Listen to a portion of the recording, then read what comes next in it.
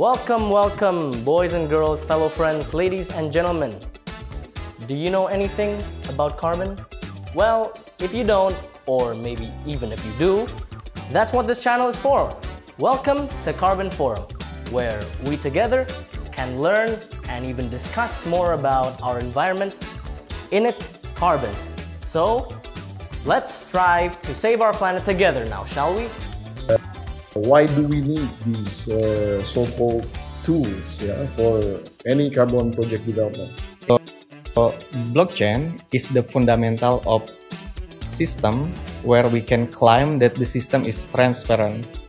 Yourself, or you're actually adapting from blockchain provider or whatever it is called? So the development of the blockchain is open source anyway. Anybody can learn, anybody can contributing to the projects and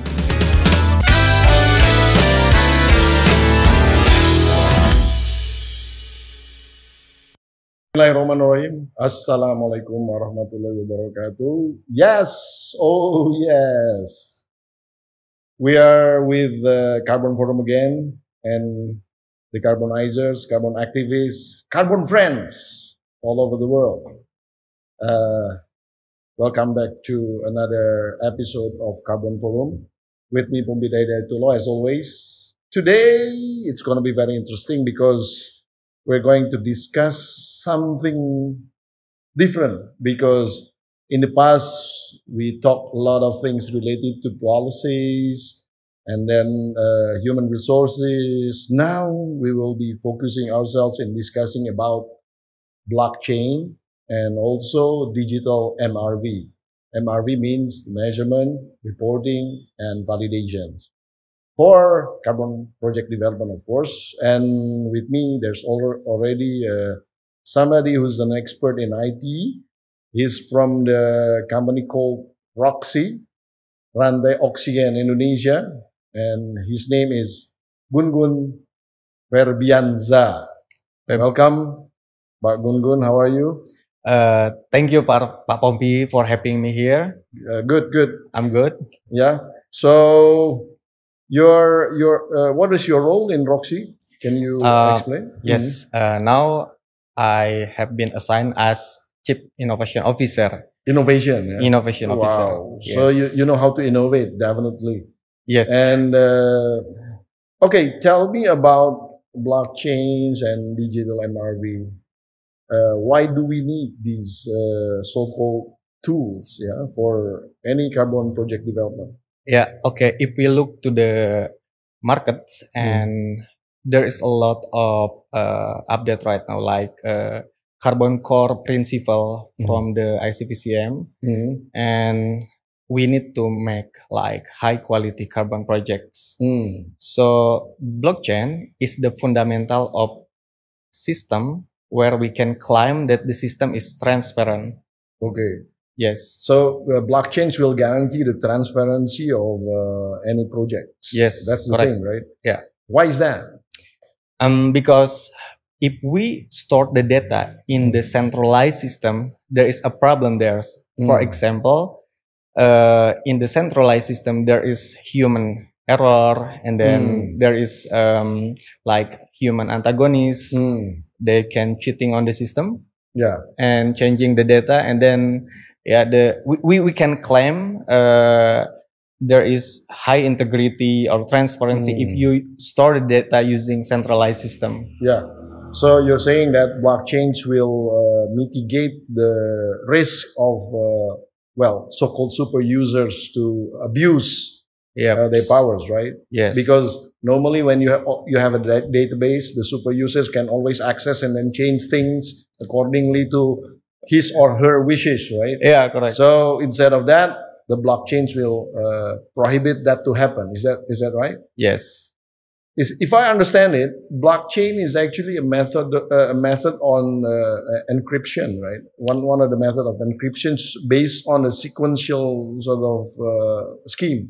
Yes. Like using the time stamp and this, activity stamp also, something like that. Is that right? Yeah, correct. So one of the characteristic of the blockchain is tamper evidence. Okay. Yep. If someone try to manipulate the data within the blockchain, we can immediately Recognize it yes, or identify it. Yeah, recognize there is manipulation happen. Oh, okay.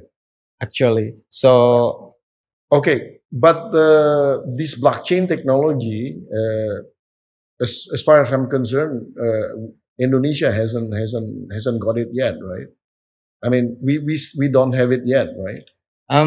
It's not. Do you develop yourself, or you're actually adapting from blockchain provider or whatever it is called? So the development of the blockchain is open source anyway. Anybody can learn, anybody can contributing to the projects, and it's built by the society. Yep. And we can use existing blockchain and implement on our own projects. It's not necessary to create our own. Yep. Anyway, if there is exists powerful and industrial strength blockchain in the market, why we need to create by ourselves? I think it's the better way, the efficient way, if we can use the good blockchain protocol for carbon project development. Good. Right. So the transparency is there. It means that the data derived from blockchain sort of process things, then it will be the integrity will be there. Yeah. Yes. Yeah. Oh, that's good. And okay, now we're shifting a little bit into the digital MRV. I mean, people are crazy about Volu nowadays, and they want to sort of develop the carbon project based on the Volu, NBS, nature-based solution. Nature-based solution. And what can you assist these people who wants to sort of develop carbon project based on Volu? Okay, so it's always every time if you want to create like a carbon project development, we will select the carbon project, the project type, I mean ARR or anything, and then we will try conduct a feasibility study. Okay. And then there is PDD development. Yeah.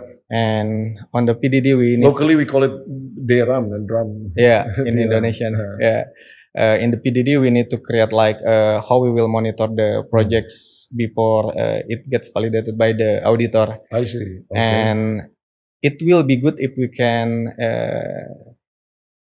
add the MRP into the monitoring strategy, like implementing how we will monitor the quality of the forest monitoring system in the carbon project development, like adding aerial and terrestrial monitoring system using LiDAR, remote sensing satellite, and then so you can be connected to those equipments, yes, the satellites, and then the integrity of the data, and then the granularity of the data is much more detailed, close to tier 3. So it can brings a value to the market. I mean, the market can validate by themselves.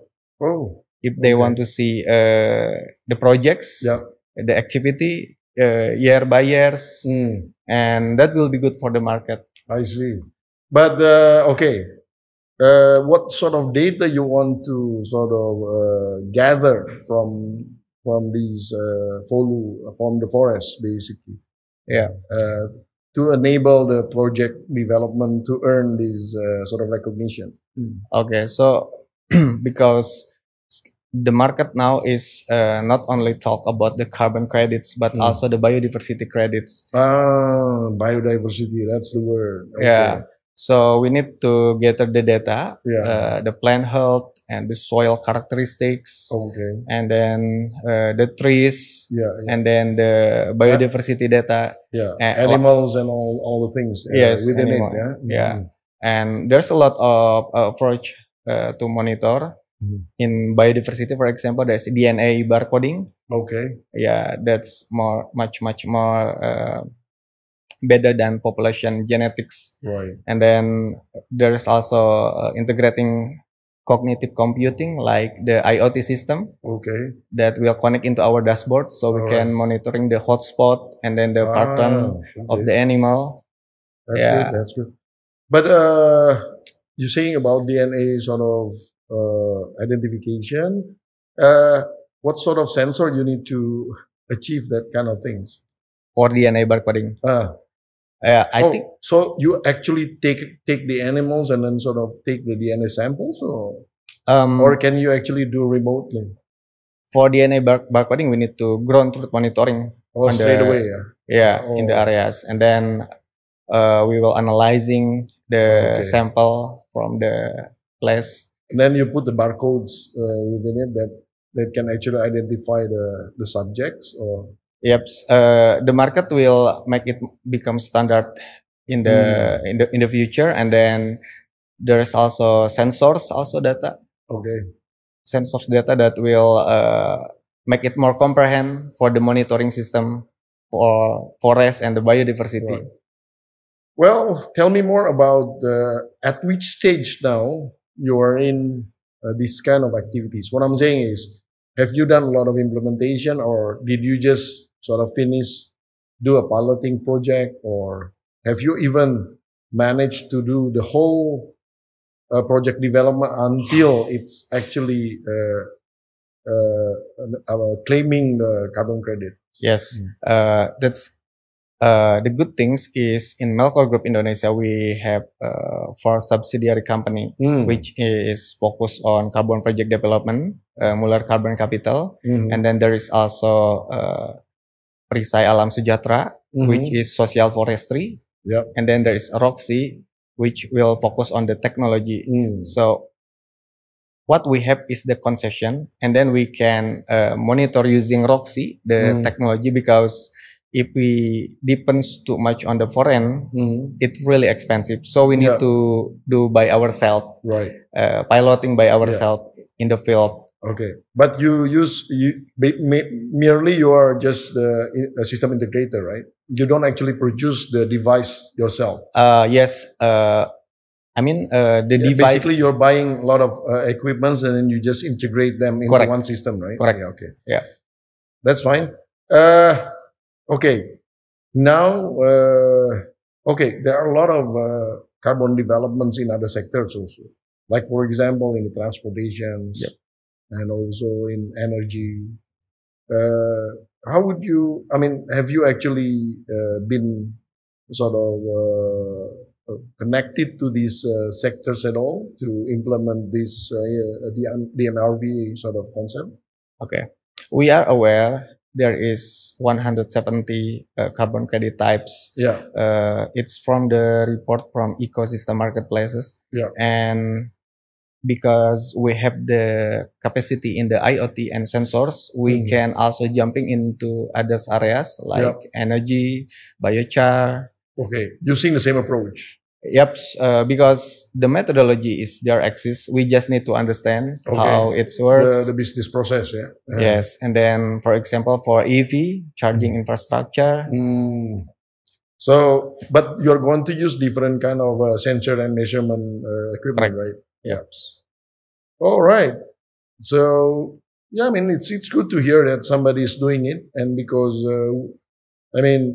me and also my association would really appreciate this kind of endeavor, because our vision and our goal is actually to socialize high integrity of carbon credits. So hopefully with your support, we can actually achieve it. So, are you a member of our association yet? Of course, I would be happy if I can share. To the association. So, the next time we will have a lot of discussion and seminar related to this technology, and I hope that you can be one of the speakers there. I will be happy. Please share things that. This is very interesting anyway. For me, I'm a very technological sort of guy anyway, and I'm very interested in seeing this to realize and implement it as soon as possible rather than later. Okay. Some of the blockchain mechanism is actually they're using a lot of token that you need to purchase from abroad, right? Whereas I guess your approach is more local, right? or you still need to do so? We are still considering to develop a token. I mean, for fundraising. Yeah. Because there's pros and cons anyway. Because the characteristic of a token on the blockchain is borderless. I mean, that's the thing. Yeah, everybody can jump into our system and then crash the market. Yeah, because they have not only that, because we have these regulations in Indonesia related to the privacy, data privacy sort of thing, and a lot of government data needs to be protected, and server must be within the Indonesia region, right? Correct. So with that kind of schemes, would that be a problem at all for this arrangement? I mean, are we actually surpassing these legal issues on the law? Or? I think for us, it will bring high risk in the future if we enforce to create the token. And then we need to take a look also to the regulation because we want to comply. Okay. Yes. Okay. So make sure, because that's probably one of the issue that all this, not only the issue on blockchain or anything, but all the IT providers normally they need to sort of look at this issue at the moment. But I believe the right implementation blockchain in the carbon project development is just to store the data. Okay, that's it. To encrypt it, right? Yes, to make sure that the data is well protected and the transparency is there, right? Yes. Okay. Okay, that's good. But the data itself should be within the Indonesia regions. Correct. It's not actually taken away somewhere. Actually, because once you actually tokenize it, I would say to tokenize it, then that's it. The data is in Indonesia, right? No, if we tokenize system, if we store the data into the blockchain, it's not actually stored in Indonesia. Oh. It's distributed to a lot of computer around the world. Okay. So because in the nature itself, a blockchain is censorship resistant. No one can regulate crypto or blockchain. Yeah. That's probably our government wouldn't like it. No, I'm just kidding. Too transparent. That's the thing. Yeah. And some of the people might think differently. Yeah. I mean, for me, I like transparency. I like the integrity, and also I like the security also, right? So it's one of the things that I think it's part of the ESG. I mean, if we can put a blockchain and then it increase the ESG value, which will increase the investment in some industry.